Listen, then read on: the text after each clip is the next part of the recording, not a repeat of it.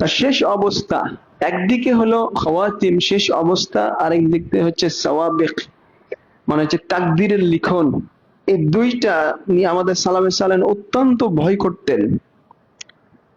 শেষ অবস্থা আসলে তাকদীরের ওই লিখনেরই ফল। তাকদীরে যে লেখা আছে ওটাই কিন্তু শেষে বাস্তবায়িত হবে। এজন্য আমাদের সালাফে সালেহিন বলতেন যে ইন্না কুলুবাল আবরার মুআল্লাকাতুন বিল খাওয়াতিম ওয়া ইয়াকুলুন মাযা ইখতামু লানা।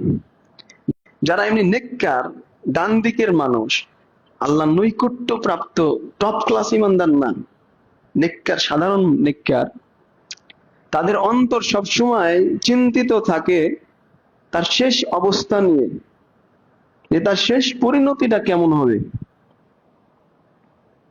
وقلوب المقربين معلقة بالسوابق يقولون ماذا سبق لنا।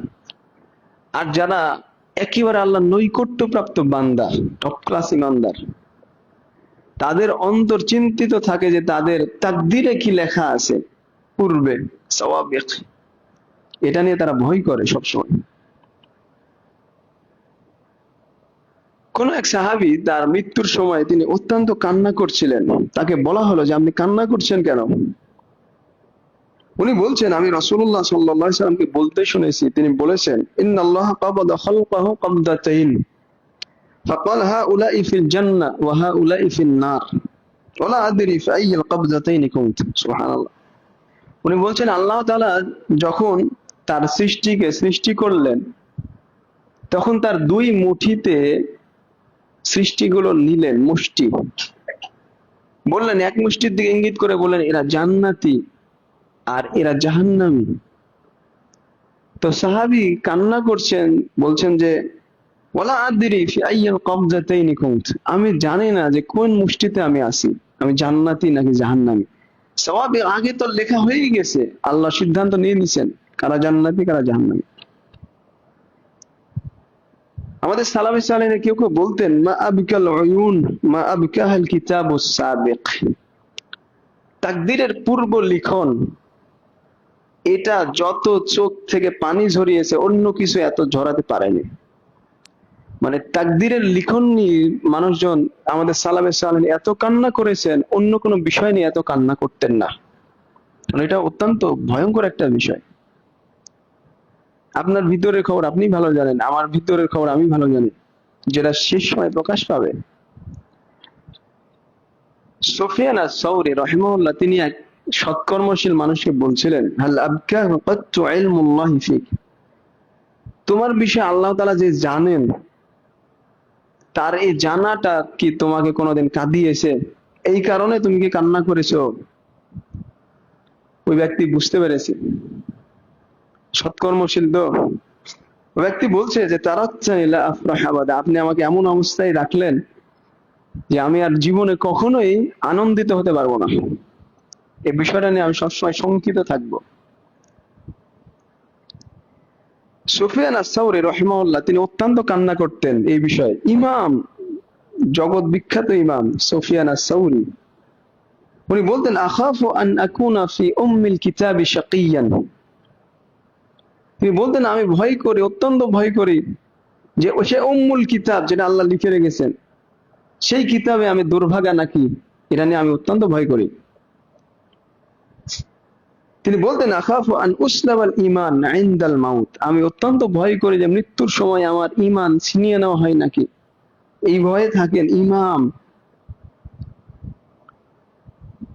আতা আল খাফফাফ রাহিমাহুল্লাহ উনি বলছেন মা লাকিতু সুফিয়ান আস-সাওরী ইল্লা বাকিয়ান ফাকুলতু মা শানুক ক্বালা আতাখাওয়াফু আন আকুনা ফি উম্মিল কিতাবি শাকিয়ান। আমি যখনই সুফিয়ান আস-সাওরীর সাথে সাক্ষাৎ করি দেখি যে উনি কান্না করছেন। আমি তাকে বললাম যে কি ব্যাপার কি?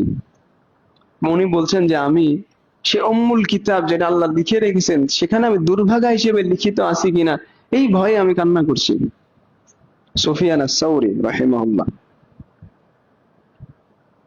একদিন সুফিয়ান আস-সাওরী বাকা লাইলাতান ইলা সাবাহ, সারা রাত সকাল পর্যন্ত কান্না করছেন। তো তাকে বলা হলো আবুকা ও কাহাজা আলা যুনুব, আপনি কি সারা রাত পাপের জন্য কান্না করছেন।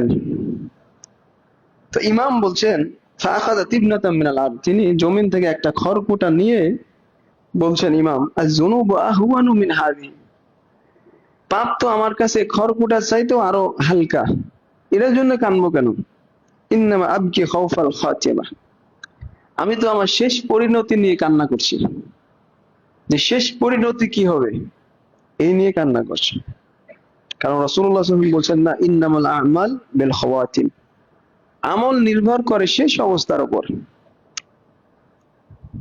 মালিক ইবনে দিনার বিখ্যাত সালাফ, তিনি একদিন সারা রাত দাঁড়িয়ে আছেন, কাবিদান আলা লিহিয়াতিহি, তার দাড়ি ধরে সারা রাত দাঁড়িয়ে আছেন আর বলছেন ইয়া রব ক্বাদ আলিমতা সাকিনাল জান্নাহ মিন সাকিনিন নার ফাফি আইয়্যিদ দারাইনি মানজিলুম মালিক। সুবহানাল্লাহ, হে রব আপনি জানেন যে জান্নাতি কারা জাহান্নামী কারা, এটা আপনি জানেন, তো এই মালিকের অবস্থান কোথায়, কোন গৃহে, জান্নাতে না জাহান্নামে, এটা নিয়ে উনি সারা রাত দাঁড়িয়ে কান্না করছেন। মালিক ইবনে দিনার, ইমানটা খেয়াল করেন। সুবহানাল্লাহ। তো আমাদের সালাফে সালেহিন তাদের শেষ অবস্থানে এইভাবে ভয় করতেন, আর তারা সাথে সাথে ভয় করতেন যে তাদের অন্তরে মুনাফিকে আছে কিনা। তারা ছিলেন সর্বোচ্চ মানের ইমানদার, কিন্তু নিজের মাঝে মুনাফিকে আছে বলে ভয় করতেন, কারণ ছোট মুনাফিকি শেষ অবস্থায় বড় মুনাফিকিতে পরিণত হয়ে তাকে ইসলাম থেকে বের করে দিবে, এই জন্য তারা এত ভয় করতেন। ইবনে আবি মুলাইকা রাহিমাহুল্লাহ বলছেন আদরাকতু 30 মিন আসহাবিন নবী সাল্লাল্লাহু আলাইহি ওয়াসাল্লাম কুল্লুহুম ইয়াখাফুন নিফাক আলা নাফসিহি, আমি 30 জন সাহাবীর সাক্ষাৎ পেয়েছি, 30 জন, এই প্রত্যেক সাহাবী নিজেকে মুনাফিক বলে মনে করতেন, নিজের উপর মুনাফিকের ভয় করতেন। সুবহানাল্লাহ। হাসানুল বাসরি রাহিমাহুল্লাহ বলছেন মা খাফাহু ইল্লা মুমিন ওয়ালা আমিনাহু ইল্লা মুনাফিক, মুনাফিককে একমাত্র মুমিন ব্যক্তি ভয় করে, আর মুনাফিকি থেকে একমাত্র মুনাফিক যারা তারাই নিরাপদ থাকে, ও নিজে ভয় করে না, কিন্তু যারা মুমিন তারা এটাকে অত্যন্ত ভয় করে, অত্যন্ত, কারণ যে কোনো সময় আপনার পদস্খলন হতে পারে। এই জন্য রাসূলুল্লাহ সাল্লাল্লাহু আলাইহি সাল্লাম দোয়া করতেন বেশি বেশি, ইয়া মুকাল্লিবাল কুলুব সাব্বিত কলবি আলা দীনিক, আল্লাহুম্মা মুসাররিফাল কুলুব সাররিফ কলবি আলা তুআতিক, যে হে অন্তরের পরিবর্তনকারী, আমার অন্তরকে আপনার দ্বীনের উপরে অটল রাখেন, আমার অন্তরকে আপনার ইবাদতের দিকে ঘুরিয়ে দেন। এটা সব সময় দোয়া করতেন রাসূলুল্লাহ সাল্লাল্লাহু আলাইহি ওয়াসাল্লাম। তিনি বলেছেন যে ইন্নাল কুলুব বাইনা উসবুআইনি মিন আসাবিইল্লাহ ইউকাল্লিবুহা কাইফা ইয়াশা, বান্দার অন্তর আল্লাহর 2 আঙ্গুলের মাঝে থাকে, তিনি যেভাবে ইচ্ছা এদিক সেদিক করেন, যে কোনো সময় আপনি পদস্খলন হয়ে যেতে পারেন, আপনার পদস্খলন হয়ে যেতে পারে, এই জন্য সবসময় এই ভয় রাখতে হবে।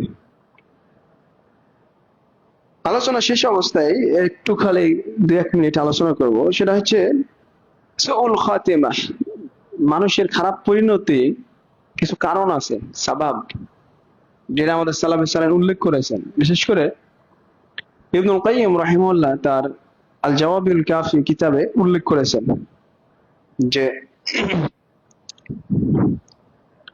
إذا نظرت إلى حال كثير من المحتضرين وجدتهم يحال بينهم وبين حسن الخاتمة عقوبة لهم على أعمالهم السيئة। ইবনুল কাইয়িম লিখছেন রাহিমাহুল্লাহ, আপনি যদি মুমূর্ষু অবস্থায় কাউকে দেখেন, বহু মানুষকে দেখবেন যে তাদের আগের খারাপ কাজের কারণে, পাপের কারণে ভালো মৃত্যু তাদের হয় না, বাধা হয়ে দাঁড়ায় ভালো মৃত্যুর পথে, তাদের পাপের কারণে। কারণ আল্লাহ তাআলা বলেছেন ওয়া নুকাল্লিবু আফইদাতাহুম ওয়া আবসারহুম কামা লাম ইউমিনু বিহি আউওয়ালা মাররা, প্রথমবার যে ঈমান আনেনি এজন্য তাদের অন্তরকে ফিরিয়ে দিব অন্যদিকে, ঈমান আনবে না, শেষ অবস্থায় ভালো হয়ে যাবেন, এটা হবে না, অসম্ভব। ইবনে রজব রাহিমাহুল্লাহ তার জামিউল উলুম কিতাবে একটা ঘটনা নিয়ে আসছেন, খুব সুন্দর একটা কথা। আব্দুল আজিজ ইবনে আবি রওয়াদ রাহিমাহুল্লাহ বলছেন যে আমি এক ব্যক্তির কাছে আসলাম মুমূর্ষ অবস্থায়, সে মারা যাচ্ছে। আমি তাকে বললাম, তালকিন করছি, লা ইলাহা ইল্লাল্লাহ বলার জন্য বলা হচ্ছে। তো সে একেবারে শেষ অবস্থায় মারা যাওয়ার একটু আগে বলছে, ওয়া কাফিরুন বিমা তাকুল, তুমি যা বললে তাতে আমি কুফরি করা অবস্থায় আছি, আমি অস্বীকার করে এগুলো মানি না। এই বলেই সে মারা গেছে। আব্দুল আজিজ রাহিমাহুল্লাহ বলছেন, আমি তার সম্পর্কে জানলাম,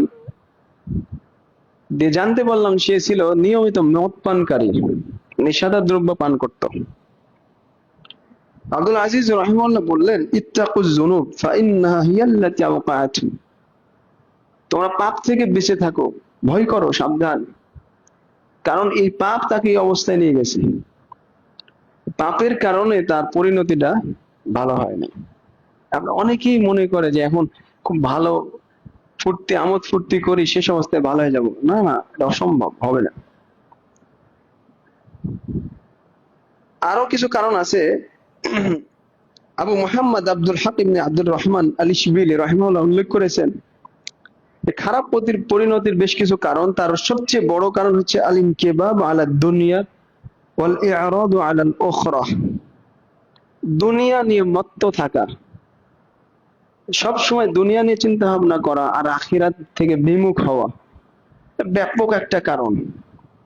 সব সময় দুনিয়া নিয়ে চিন্তা করে, সব সময় আখিরাত নিয়ে কোনো সময় ভাবে না, এর ভালো পরিণতি হওয়া আশা করা যায় না। এই নিয়ে ইবনুল কাইয়্যিম রাহিমাহুল্লাহ বেশ কিছু ঘটনা উল্লেখ করছেন, বাস্তব ঘটনা। এক ব্যক্তি, এক শাসক নাসির তার সেনাপতি হিসেবে ছিল। মৃত্যুর সময় তার ছেলে তাকে বলছেন, বাবা আপনি বলেন লা ইলাহা ইল্লাল্লাহ। তখন সে বারবার বলছে, নাসির মাওলাই, নাসির হচ্ছে আমার অভিভাবক। মানে ওর এত সে অনুগত ছিল, মৃত্যুর সময় ওকে ছাড়া সে কিছুই বুঝতে পারছে না।